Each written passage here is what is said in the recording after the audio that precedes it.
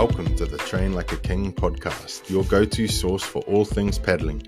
Get inspired to hit the water with expert insights and motivation. Visit Train Like a King for training plans, paddles, merchandise, and more. Don't miss out. Follow and subscribe to stay tuned for every episode. Hey guys, welcome back to another Train Like a King podcast episode. It's an exciting week because this weekend is the Pa'a Kaiwi Solo or Kaiwi Solo. Now, this is one of the most infamous, prestigious races on the calendar in the world. You know, although it doesn't get a crazy number of competitors, just the mere challenge of the crossing between the island of Molokai and Oahu is a big challenge in itself. You know, 50 plus kilometers, depending, you know, especially individual courses, I think around 52 kilometers, whereas the six man's about 62 kilometers. Not too sure what that is in mileage. However, you know, just that crossing is just so prestigious. So it makes this race, you know, it's up there. It's up there in the world of prestigious outrigger races. Doesn't get the numbers as quite like say the Aito, the Te Aito. You know, you go to the Te Aito and there's 400 paddlers on the start line for the open men's. But you still get a really strong field for the Kaiwi Solo, and majority of that is probably because it is logistically it's pretty difficult race to do, because you have to, you know, organize transportation to the island, accommodation if you're staying there overnight. It's a long race, big one to prepare for. So yeah, logistics, but yeah, that's what makes it such an amazing event as well. So really cool to have it up and running again this year. You know, I was at last year's one, so unfortunately I'm getting a bit of FOMO still being back here in New Zealand. But yeah, maybe next year I'll plan early. As soon as I can book tickets, I'll book tickets and really train for that. But you know, have some other but I wouldn't say busier this year, but you know, got other focuses. We will be in Hawaii soon anyway for the World Sprints in Hilo, 15 weeks time. So looking forward to that. But yeah, this episode is all about the solo.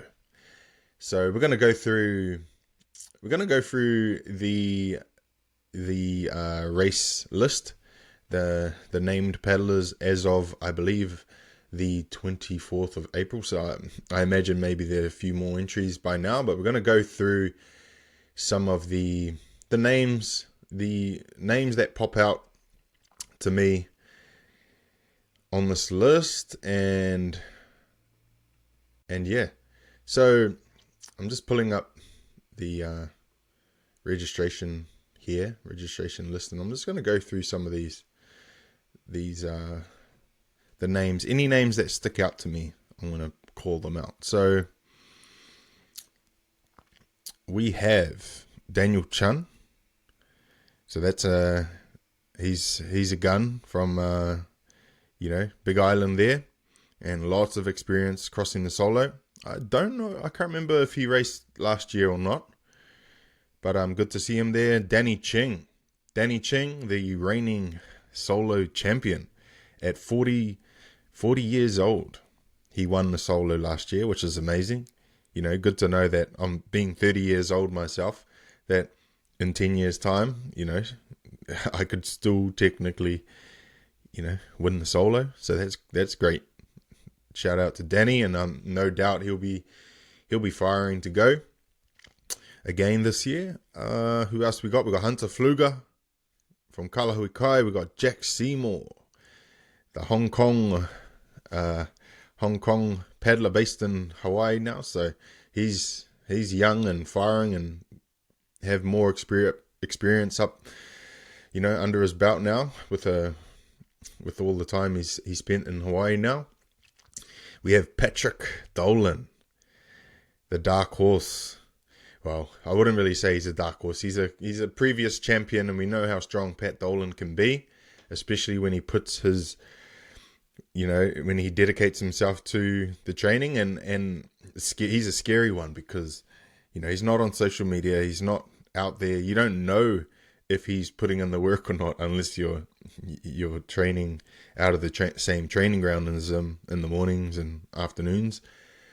But I think if you're putting your name in, then or in terms of Pat, if he's putting his name in to do the OC1, then I think he's not gonna go lightly. He's gonna give it everything. So yeah, that's a cool one to see Pat in there. I think last year he was on the ski, a bit more focused on the ski, maybe for the solo. So it's good to see him back in the OC1.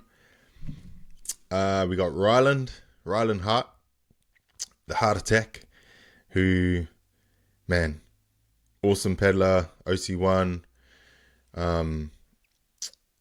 Yeah, he can pull up. I mean, he's 23 years old, still young, and yeah, he has the talent and the surfing skill to pull something out of the bag, and yeah, no doubt he'll be prepping strong, coming back from a bit of a shoulder niggle last year. So yeah, be cool to keep an eye on him. We have Sean Simonek from Australia heading over. I'm envious. Sean's firing too, man. Hope the surf is big for him because he's just a gun in the surf. Timona Taputu, another Tahitian heading over. I don't know if Timona's done the solo before. He's definitely done the crossing many times, but I can't recall Timona doing the solo on OC1. So that'd be awesome to see. Young as well, 24 years old, fresh off a Hawaii Kinui win with OPT last year. So, and he's been having some mean performances in the V1s and races in Tahiti, particularly downwinds. So it'd be cool to see him. Who we got? We got some youngins, Tua Perez, 15 years old. We got Tristan Kahokele Santos, 24, who has won a solo before. Not the Pa'a Solo, he's won the Maui Gym solo before. So, hey, anything can happen in the solo. He's paddling on the Noyo. So, yeah, big shout out to Tristan. He should do pretty awesome. From no doubt he's been getting some good downwinds in Maui and the like. So we got Will Richtenstein coming over from California. Kevin Seron Jerusalemi from Tahiti. No doubt he'll be a serious contender after successfully winning the M2M. And I don't know if you've watched the starting footage of that, but he didn't have the most amazing start. I don't know if he did that on purpose, just hang back and wait for the surf to pick up before putting the hammer down. But yeah, maybe he just had that much confidence, and then he went back to Tahiti and had a bit of a sprint finish with Steve for second place. I think Brice might have won the race for Kevin Cuida and Bora Bora, followed by Steve and then Kevin, which was a sprint finish there. So yeah, Kevin's in, I feel like he always leads up to the more important races and pulls things out of the bag on race day when it counts. So yeah, be careful of Boo Boo. Mario Mosio, he'll be an awesome threat. Cool to see him in there. Lauren Spalding. So Lauren is the legend of outrigger canoe paddling, particularly OC1 paddling, and just Hawaii paddling in general. Big name here, coming for another another solo win to add to her 10 plus wins of the solo. So I think Lauren is a serious threat and contender for that first place. But I know there's some other strong women that will be looking to grab a win too. So all the best to Lauren Spalding on the Ares. Kaiwa'a represent. See who else is in this list. Let's quickly skim over. Got Kainoa Tanuai. He put me in the last few Ks last year, so he's always a mean threat. Kala Diaz, he's always a gun. OC1, Hawaii Nui, V1. He can pull something out of the bag. He did awesome last year. Kalei Kahukele, Kekoa Kahukele Santos. Kingi Gilbert, New Zealand's very own, Maui based. He should do awesome. We got Lindsay Shank, so another tough top competitor for the women's division. She'll be determined to get that number one spot. And she looks super strong throughout the season so far. Kristen Foster is another top contender for the female division. I believe she won last year and has won a solo before. Sorry if I've got that wrong, but I'm pretty sure she's a solo champion. And we also have I just seen the name Leanne Stanley, who will be there, and a top gun for the female division. I think I'm not too sure if Leanne has as much Hawaii water experience as the others, but who knows? The conditions may favor her and her strength. So another one to watch out for. Malia Winter. Manutea Mion coming over from New Zealand. He's been getting good training in over here on the kayak and the V1 and the OC1. Countless downwinds with his brothers here in Auckland. So he's looking really good, really looking lean, looking sharp. So he'll be, after second place last year, can he go one more and take a victory this year? We'll find out soon. Who else we got? Steve Tehotata, who I believe is, another top threat there to win the Molokai Solo. Steve, he's been firing all year. He's won countless races this year. Had some pretty dominant performances, and even recently he paddled from the island of Tahiti to Bora Bora in the name of his brother, who he lost last year, Kevin Cuida, and that was almost 300 kilometers of paddling straight. I think he did it in 2 stints. The first stint was upwards of 17 hours, and then the next stint was 9 hours. So just that alone shows the level of strength, the mindset that Steve has. And so he's going to be a real strong threat this week in the solo. And, him, Kevin, Manutea, Danny, Pat Dolan, Rylan, like these guys, they all know how to surf. Tristan. So, yeah, it's anyone's game, really. The solo has so many different, choices of lines and currents and things like that come into play that, it's anyone's day, really. I don't know if I'm... Okay, that's back to the beginning. So that's a highlight of some of the names that are in there. I'm just going to go back over some of the recent races. So the Koanui overall this year, that happened a few months ago. We had Patrick Dolan coming in first overall. Then we had Rylan Hart, and then we had Miles Orr. Now I didn't see missed Miles' name on the starting list, but he's another threat, young threat for the solo. He's I wouldn't even say an underdog, because last year he beat me in the last kilometer as well. So there's if these guys taper right and really come in healthy and strong for the solo, then yeah, they can really do well. So, but again, Pat displayed here in the Koanui that he is a really strong threat.